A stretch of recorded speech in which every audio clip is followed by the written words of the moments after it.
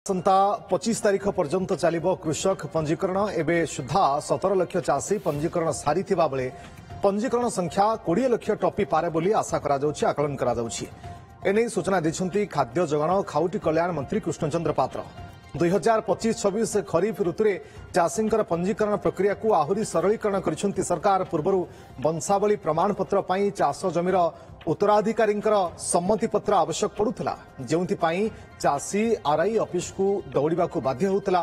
फल विलंबित प्रक्रिया चाषी सरकार निर्धारित समय भितर ना पंजीकरण न करि बाद पड़ूला, जोपाई धानर अभावी बिक्री परिस्थिति सृष्टि होता।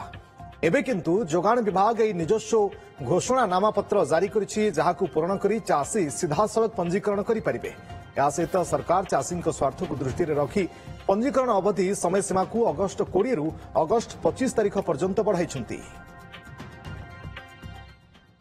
चाषी पंजीकरण कार्य 25 अगस्त पर्यंत चलिबो। आज 23 अगस्त, तेणु आउ 2 दिन अच्छी। लगभग 17,000 चाषी 17 लाख चाषी रजिस्ट्रेशन कर सारे।